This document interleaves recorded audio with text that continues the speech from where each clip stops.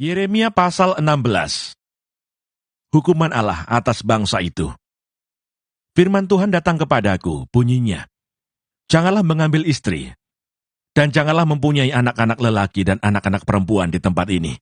Sebab beginilah firman Tuhan tentang anak-anak lelaki dan anak-anak perempuan yang lahir di tempat ini, tentang ibu-ibu mereka yang melahirkan mereka, dan tentang bapa-bapa mereka yang memperanakkan mereka di negeri ini.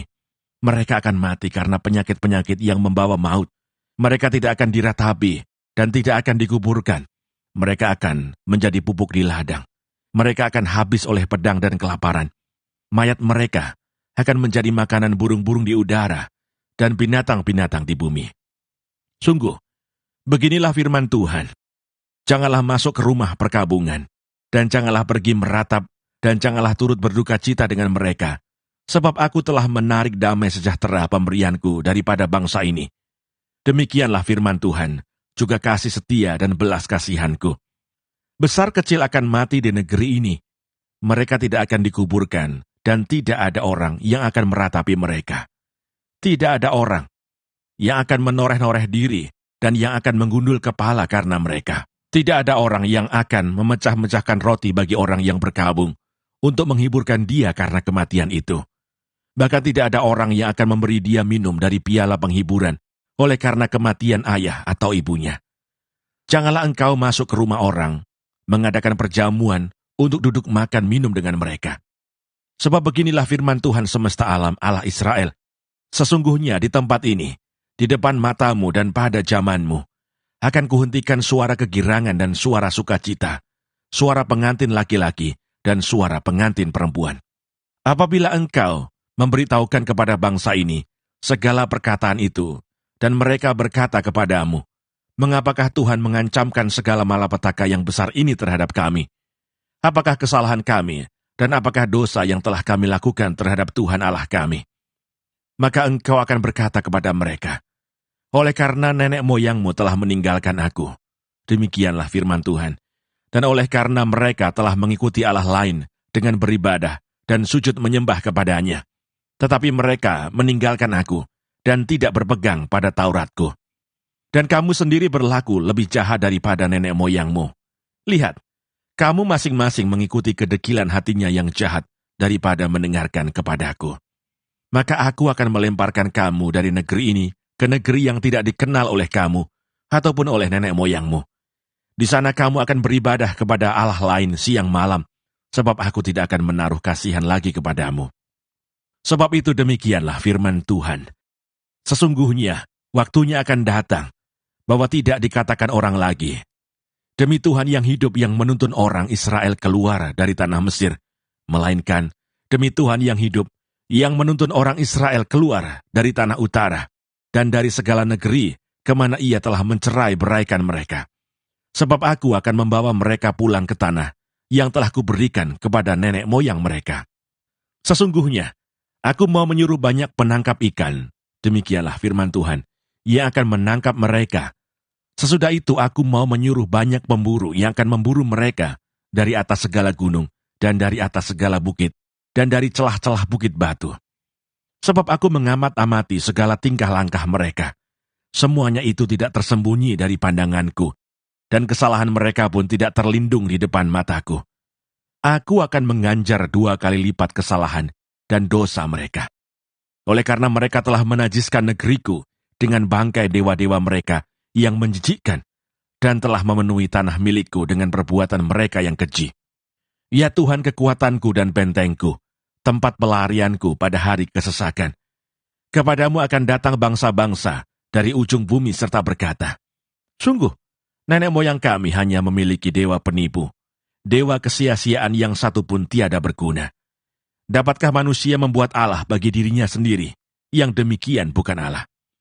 Sebab itu ketahuilah, aku mau memberitahukan kepada mereka, sekali ini aku akan memberitahukan kepada mereka, kekuasaanku dan keperkasaanku, supaya mereka tahu bahwa namaku Tuhan. Yeremia pasal 17. Pergumulan Nabi oleh karena bangsa yang berdosa. Dosa Yehuda telah tertulis dengan pena besi, yang matanya dari intan terukir pada loh hati mereka, dan pada tanduk-tanduk mezbah mereka, sebagai peringatan terhadap mereka. Mezbah-mezbah mereka dan tiang-tiang berhala mereka memang ada di samping pohon yang rimbun, di atas bukit yang tinggi, yakni pegunungan di padang. Harta kekayaanmu dan segala barang perbendaharaanmu akan kuberikan dirampas, sebagai ganjaran atas dosamu di segenap daerahmu. Engkau terpaksa lepas tangan dari milik pusakamu, yang telah kuberikan kepadamu, dan aku akan membuat engkau menjadi budak musuhmu di negeri yang tidak kau kenal. Sebab dalam murkaku, api telah mencetus, yang akan menyala untuk selama-lamanya. Beginilah firman Tuhan, terkutuklah orang yang mengandalkan manusia, yang mengandalkan kekuatannya sendiri, dan yang hatinya menjauh daripada Tuhan. Ia akan seperti semak bulus di padang belantara. Ia tidak akan mengalami datangnya keadaan baik. Ia akan tinggal di tanah angus di padang gurun, di negeri padang asin yang tidak berpenduduk. Diberkatilah orang yang mengandalkan Tuhan, yang menaruh harapannya pada Tuhan.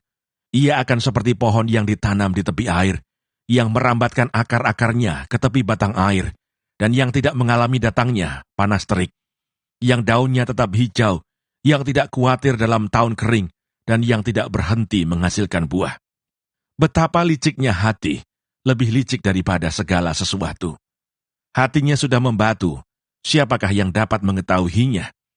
Aku Tuhan yang menyelidiki hati, yang menguji batin, untuk memberi balasan kepada setiap orang setimpal dengan tingkah langkahnya, setimpal dengan hasil perbuatannya.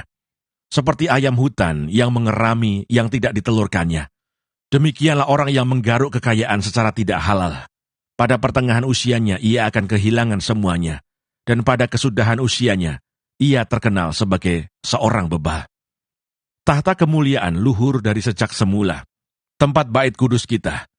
Ya pengharapan Israel Tuhan, semua orang yang meninggalkan engkau akan menjadi malu. Orang-orang yang menyimpang daripadamu akan dilenyapkan di negeri, sebab mereka telah meninggalkan sumber air yang hidup, yakni Tuhan. Sembuhkanlah aku ya Tuhan, maka aku akan sembuh. Selamatkanlah aku, maka aku akan selamat, sebab engkaulah kepujianku. Sesungguhnya mereka berkata kepadaku, di manakah firman Tuhan itu? Biarlah ia sampai. Namun tidak pernah aku mendesak kepadamu untuk mendatangkan malapetaka. Aku tidak mengingini hari bencana.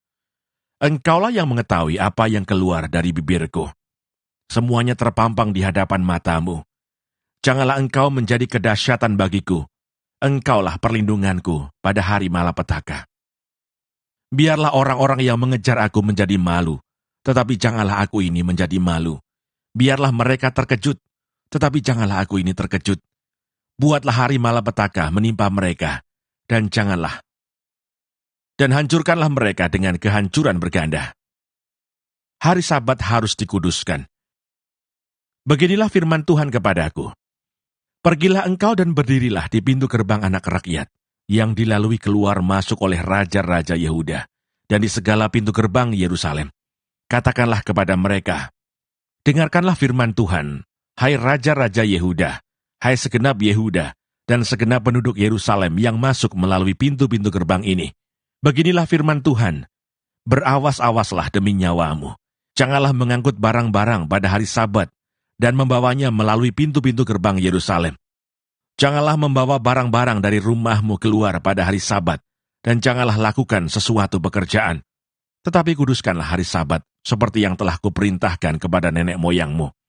Namun mereka tidak mau mendengarkan dan tidak mau memperhatikannya, melainkan mereka berkeras kepala, sehingga tidak mau mendengarkan dan tidak mau menerima teguran. Apabila kamu sungguh-sungguh mendengarkan aku, demikianlah firman Tuhan, dan tidak membawa masuk barang-barang melalui pintu-pintu gerbang kota ini pada hari Sabat, tetapi menguduskan hari Sabat dan tidak melakukan sesuatu pekerjaan pada hari itu, maka melalui pintu-pintu gerbang kota ini akan berarak masuk raja-raja dan pemuka-pemuka yang akan duduk di atas tahta Daud, dengan mengendarai kereta dan kuda, mereka dan pemuka-pemuka mereka, orang-orang Yehuda dan penduduk Yerusalem. Dan kota ini akan didiami orang untuk selama-lamanya. Orang akan datang dari kota-kota Yehuda dan dari tempat-tempat sekitar Yerusalem, dari tanah Benyamin dan dari daerah bukit, dari pegunungan dan dari tanah Negeb, dengan membawa korban bakaran, korban sembelihan, korban sajian dan kemenyan, membawa korban syukur ke dalam rumah Tuhan. Tetapi apabila kamu tidak mendengarkan perintahku untuk menguduskan hari Sabat, dan untuk tidak masuk mengangkut barang-barang melalui pintu-pintu gerbang Yerusalem pada hari Sabat, maka di pintu-pintu gerbangnya aku akan menyalakan api yang akan memakan habis puri-puri Yerusalem dan yang tidak akan Yeremia pasal 18. Pelajaran dari pekerjaan tukang periuk. Firman Tuhan yang datang dari Tuhan kepada Yeremia bunyinya, "Pergilah dengan segera ke rumah tukang periuk. Di sana aku memperdengarkan perkataan-perkataanku kepadamu. Lalu pergilah aku ke rumah tukang periuk, dan kebetulan ia sedang bekerja dengan pelarikan. Apabila bejana yang sedang dibuatnya dari tanah liat di tangannya itu rusak, maka tukang periuk itu mengerjakannya kembali menjadi bejana lain menurut apa yang baik pada pemandangannya. Kemudian datanglah firman Tuhan kepadaku, bunyinya, masakan aku tidak dapat bertindak kepada kamu seperti tukang periuk ini, hai kaum Israel? Demikianlah firman Tuhan. Sungguh, seperti tanah liat di tanah tukang periuk, demikianlah kamu di tanganku, hai kaum Israel. Ada kalanya aku berkata tentang suatu bangsa dan tentang suatu kerajaan, bahwa aku akan mencabut, merobohkan, dan membinasakannya. Tetapi apabila bangsa yang terhadap siapa, aku berkata demikian telah bertobat dari kejahatannya, maka menyesalah aku, bahwa aku hendak menjatuhkan malapetaka yang kurancangkan itu terhadap mereka. Ada kalanya aku berkata tentang suatu bangsa dan tentang suatu kerajaan, bahwa aku akan membangun dan menanam mereka. Tetapi apabila mereka melakukan apa yang jahat di depan mataku, dan tidak mendengarkan suaraku, maka menyesalah aku, bahwa aku hendak mendatangkan keberuntungan yang kujanjikan itu kepada mereka. Sebab itu, katakanlah kepada orang Yehuda dan kepada penduduk Yerusalem, beginilah firman Tuhan, sesungguhnya aku ini sedang menyiapkan malapetaka terhadap kamu, dan merancangkan rencana terhadap kamu. Baiklah kamu masing-masing bertobat dari tingkah langkahmu yang jahat, dan perbaikilah tingkah langkahmu dan perbuatanmu. Tetapi mereka berkata, tidak ada gunanya, sebab kami hendak berkelakuan mengikuti rencana kami sendiri, dan masing-masing hendak bertindak mengikuti kedekilan hatinya yang jahat. Sebab itu beginilah firman Tuhan. Cobalah tanyakan di kalangan bangsa-bangsa, siapakah yang telah mendengar hal seperti ini? Anak darah Israel telah melakukan hal-hal yang sangat ngeri. Masakan salju putih akan beralih dari gunung batu Sirion. Masakan air gunung akan habis, air yang sejuk dan mengalir. Tetapi umatku telah melupakan aku. Mereka telah membakar korban kepada dewa kesia-siaan.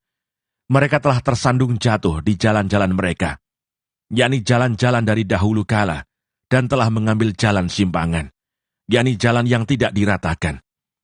Maka mereka membuat negerinya menjadi kengerian, menjadi sasaran suitan untuk selamanya.